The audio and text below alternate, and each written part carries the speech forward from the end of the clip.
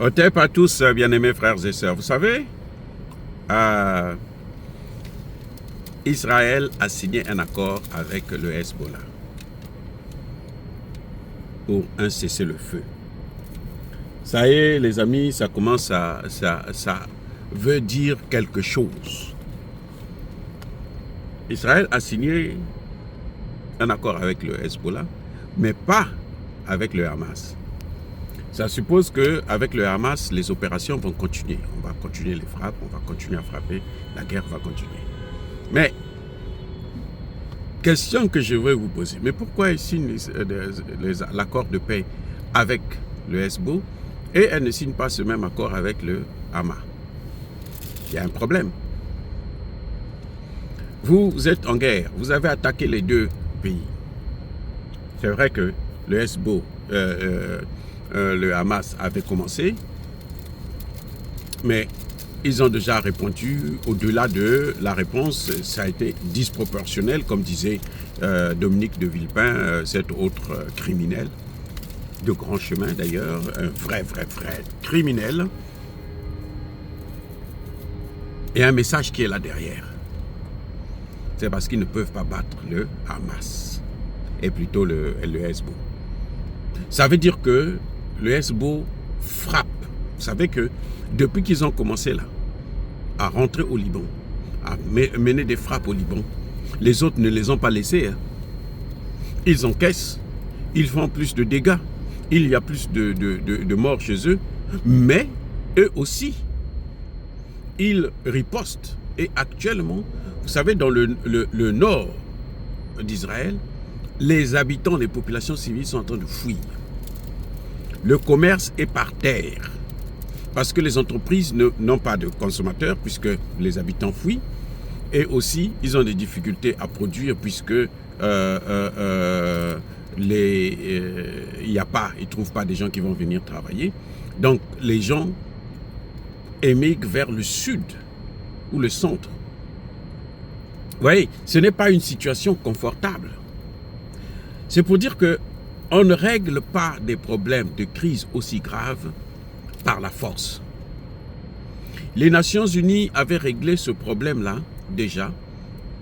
Et je crois que là nous voyons d'ailleurs l'échec total de toute la politique américaine et notamment celle du président Biden.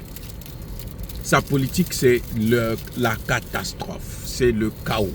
Il a échoué en Ukraine, il est en train d'échouer en Israël. Ce sont les Américains qui ont demandé un cessez-le-feu. Les Américains et les Français qui ont demandé un cessez-le-feu. Vous voyez, si les Américains imposent un cessez-le-feu comme ça, c'est parce qu'ils savent qu'ils ne tiennent pas. Vous savez, en Irak, ils n'en sont jamais partis. Hein. Ah oui.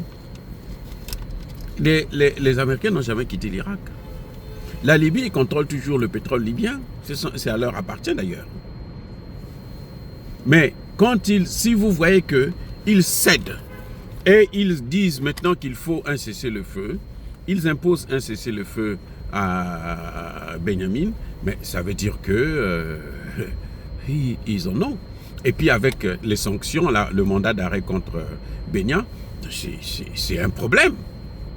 C'est un grand problème. Parce que lui, les pays qu'il visite là, ce sont des pays où il y a la démocratie. Donc ces pays-là doivent respecter justement le droit, comment dirais-je, le droit international, le mandat d'arrêt de la Cour pénale internationale. Si Benjamin vient par exemple en France, il ne peut pas ressortir de là sans être arrêté. Ce serait malhonnête. Mais vous voyez, ça vient un peu trop tard parce que ça arrive au moment où le monsieur a perdu la guerre. Il n'a pas réussi à mettre un terme au Hamas. Et avec le Hezbollah, on voit maintenant qu'il est obligé de négocier. Il est obligé d'adopter le profil bas. Ça veut dire qu'il ne peut pas continuer comme ça tout le temps. Et ce n'est pas la bonne posture pour un pays qui veut avancer. Vous savez que quand il y a une guerre, il y a aussi l'économie de guerre. Et c'est cette économie de guerre-là que Israël ne peut pas supporter. Même si elle peut avoir le soutien des États-Unis, les États-Unis ne peuvent pas financer toutes les guerres du monde. Surtout que même si ce sont eux-mêmes qui diligentent ces guerres, ce sont des guerres par procuration qu'ils font, ils ne peuvent pas maintenir le rythme à vie. Ce n'est pas possible. Et c'est ce que nous sommes en train de voir aujourd'hui avec ces gens-là. Parce qu'ils sont arrivés à bout. Ils sont arrivés au bout de leur logique. Ils ne peuvent plus aller encore plus loin. Voilà, bien-aimés frères et sœurs, dire cela c'est inciter à la haine ou à la violence, non. Yaba, colère, Yamalé. Encore une fois de plus, bien-aimés frères et sœurs, soyez bénis, abondamment bénis par le Dieu des Kémites et par nos ancêtres évangélisés. Mais que tous ceux qui persécutent le continent africain le pillent et le déstabilisent, qu'ils soient noirs, blancs, chinois, arabes, juifs, indiens ou qui qu'ils soient punis, maudits, foudroyés, neutralisés, écrasés, effacés par le Dieu des Kémites et par nos ancêtres évangélisés. Vive l'Afrique éternelle, j'ai dit et j'assume.